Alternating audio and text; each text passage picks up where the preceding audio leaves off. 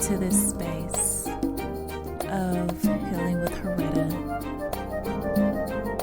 I ask that you just sit back, unwind, drop those shoulders, and allow me to speak to your heart, your soul, your mind, body, and spirit. Let's enjoy this ride.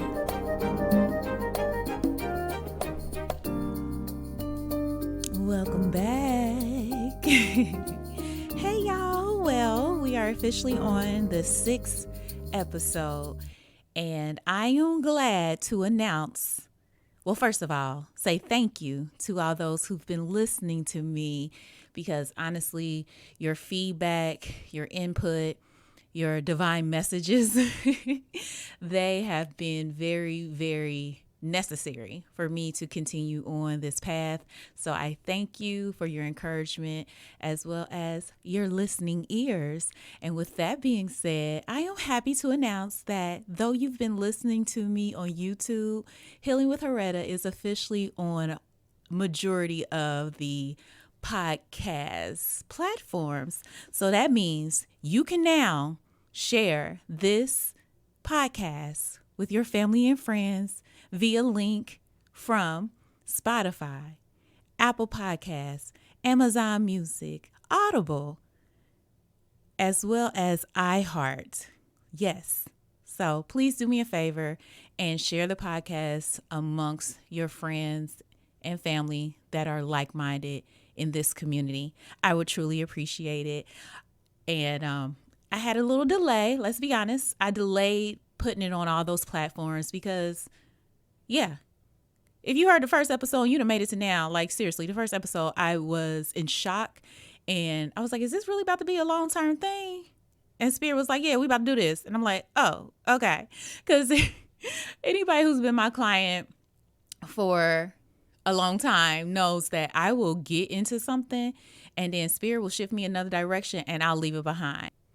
For instance, my moon gatherings that I started, I believe in 2018 or 2019. I did it for, a few times. And then I was directed, well, really, honestly, the pandemic happened, so I had to stop and I really haven't picked them up since then.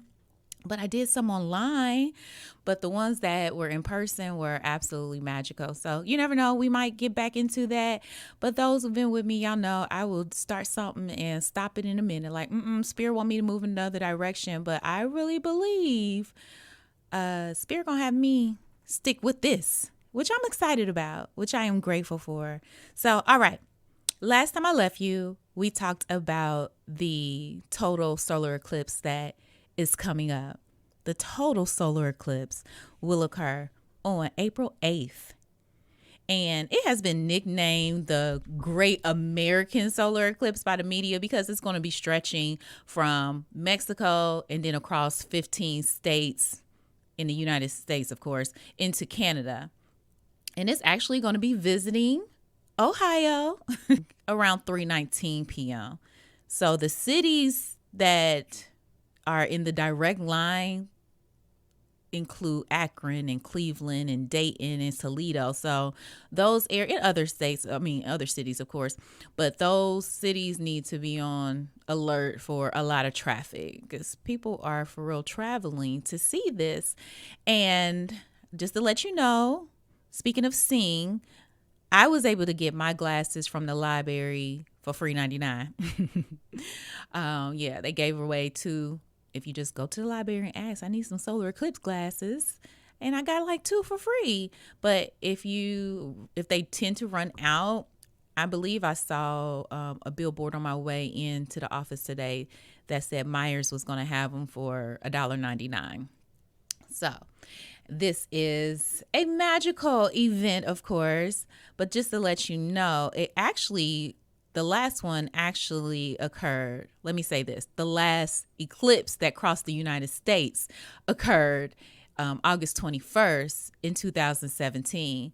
So I want you to take a moment and think about what was occurring in your life at that time. for me personally, it was a very memorable year because it was during the time my brother had retired from the military, and I was so freaking happy to have him home for an extended period of time beyond the holidays. So y'all, all we did was eat some more, laugh, play games, have fun, go to the movies, go to concerts, eat again, eat again, eat again. And I had blew up to my highest weight ever. But it was like just, you know how people say they get in relationships and they gain that, oh, that must be that in love weight. Well, I gained sibling weight for sure. And I always blame him like, it's your fault that I got so big. But when I chose to look back during that time period, I realized that, of course, I was happy to have my brother home, yes, but I also was traveling a lot. I was choosing to become more in tune with nature at that time. And also, I was on a journey of increasing my social media presence at the time. So I really went back and looked at journal entries as well as, you know, your photo log in the cloud and see what was going on. And at that time, I do that from time to time is vlog instead of write down everything in a journal. Sometimes I just record myself and my thoughts. And I found a video of me talking right after the eclipse. And it was just I was so joyous and happy and excited. And I had stated that I shedded some tears of joy and happiness just from the beauty of nature. And I had felt an immense amount of energy from my heart chakra and my solar plexus. And at the time, it was very comforting and really just felt one with the universe. Like I even heard the birds chirping a different sound. And of course, because it turned dark, the crickets got louder. So it was just like a whole experience. And I'm smiling about it now because I'm over here like, okay, so this time it's going to be even longer than it was in 2017. So let's talk about all the things that this total solar eclipse in Aries, which is also a new moon, but it makes it a super moon as well, because it's going to be very close to the orbit of the Earth. Therefore, the intensity of the moon and how it affects us will definitely be increasing. And the great thing about eclipse are we can feel the energy like a month prior to the eclipse, as well as 6 months after it occurs. And majority of the time, eclipses are pivotal points in our lives that bring about permanent endings as well as new beginnings. But more than anything, they tend to, stir up some fated events for ourselves and put us where we need to be. Okay. So this is one of the most cosmic, potent events of the year, and it will shape the path that we are destined to walk for up to the next 18 months. So it may, instigate a new way of being that then changes the direction or course of our life. Just so you know, it may be subtle initially, but once you look back and reflect, you'll see how much you shifted and transformed during the year of 2024 in April.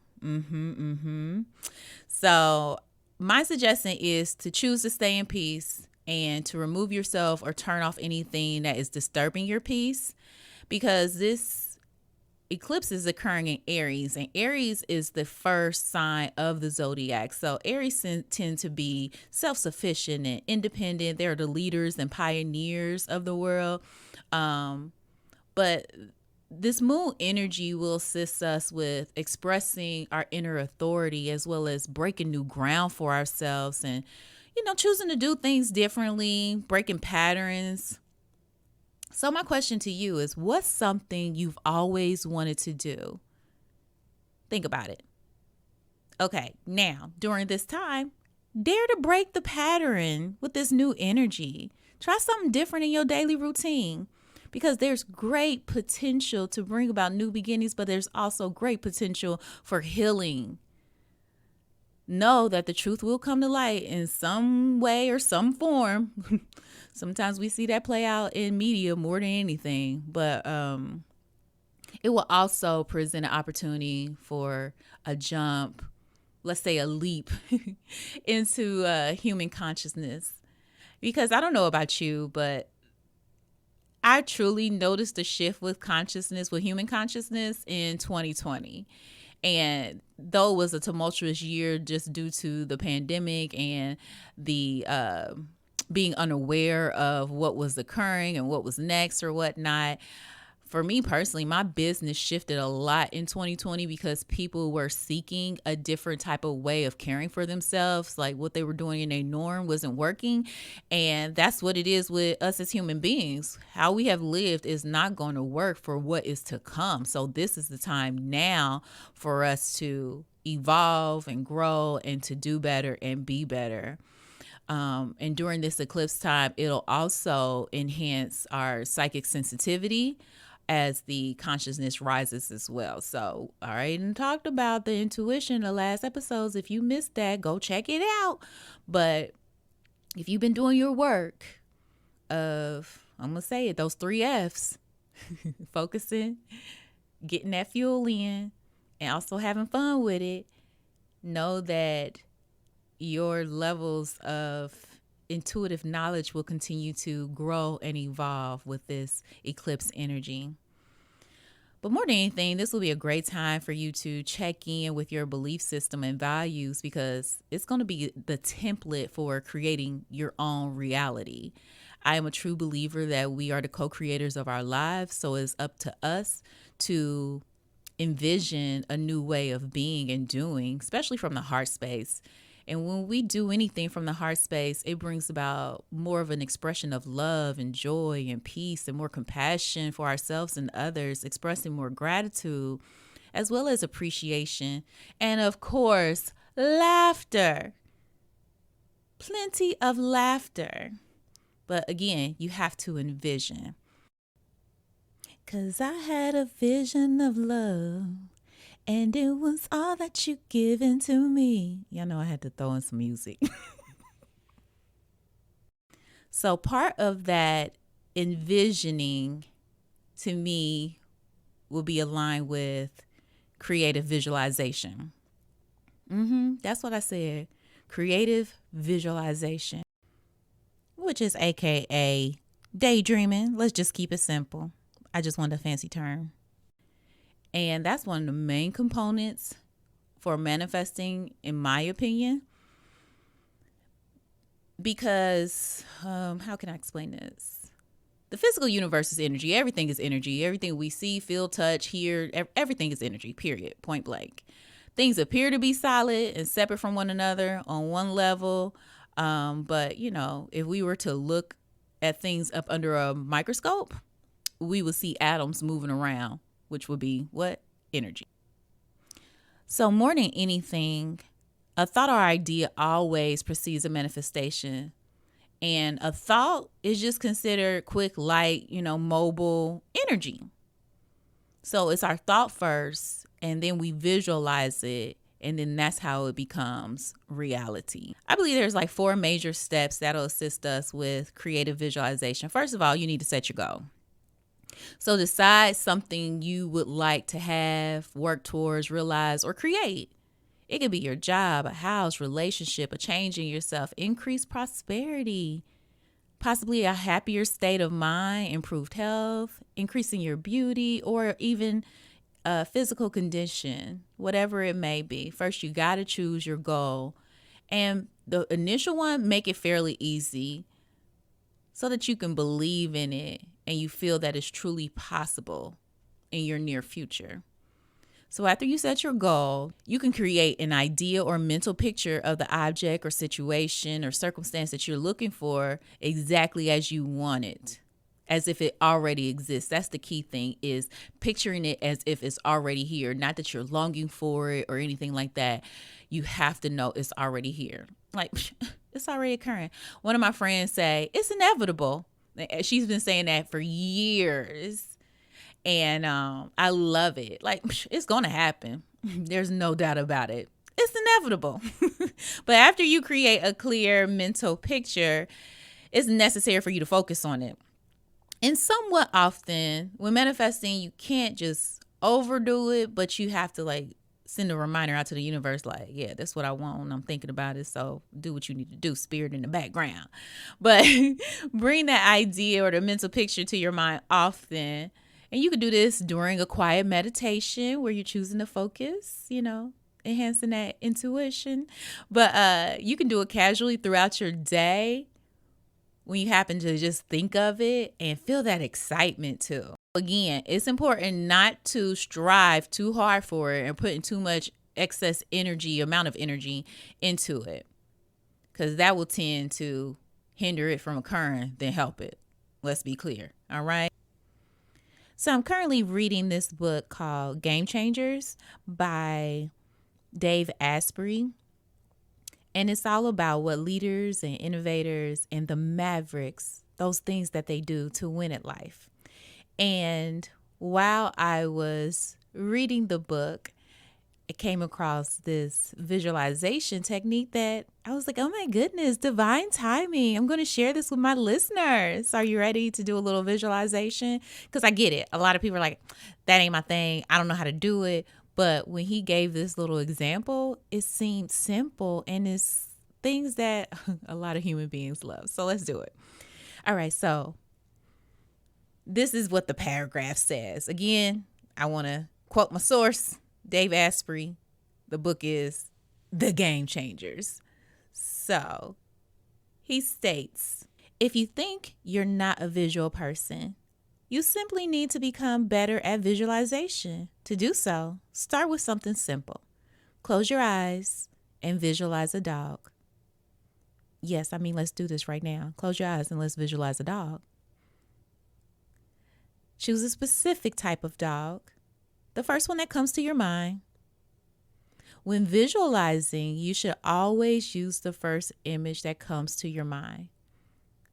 Now I want you to see the dog in front of you.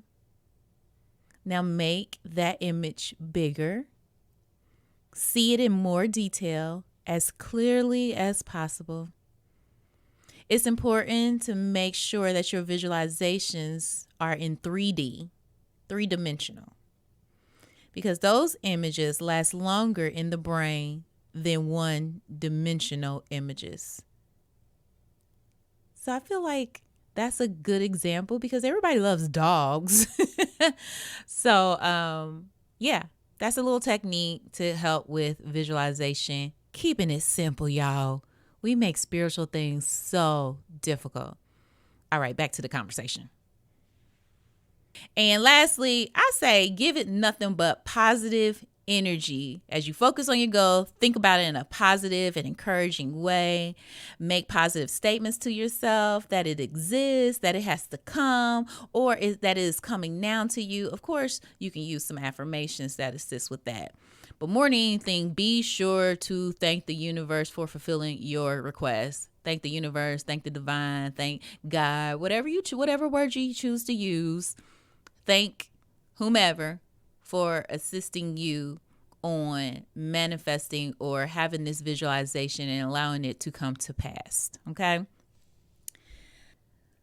So while I'm doing my morning routine, I tend to look at all the affirmations I have on my bathroom mirror that has been up there for quite a long time, but that I started writing probably a decade ago. And they are statements that keep me motivated and keep me moving and focused on the goal ahead. But anyway, while brushing my teeth and getting my skin together, I like to listen to an audiobook as well, just to start my day off right. This week, I started one of my all-time favorite books that I read every year. Every year. And I knew I was going to talk about this on the podcast. So I was like, let me see when I initially purchased it. And I couldn't find when I initially purchased the book, the handheld book, because it didn't purchase at Amazon. Clearly, I must have went to Barnes and Nobles or something. But I purchased the Kindle version literally April. Hold on, let me see what because I took a screenshot of it. Hold on, let me see what that said. Okay, so I purchased the Kindle version of the book back in April 17th, 2014. I know y'all like, Retta, what is the book? What is the book? Just tell us. It is one of my all-time favorites, The Alchemist by Paulo Coelho. Yes. If you have not read The Alchemist, you need to read it. Okay? To me, it has so many nuggets, and I read it every year because I get something different out of it every time. So me and my best friend was talking about it, and he was like, yeah, I listened to that recently. I'm like, you know what? I always read it. I never listen to it. So this week I've been listening to it. And again, more nuggets came about, and it's a different experience listening to it. So whatever your pleasure, if you haven't read nor heard of The Alchemist, I truly suggest you do, because it's all about following your personal legend. And I just want to read a few passages that stuck out to me this morning. The first passage is this.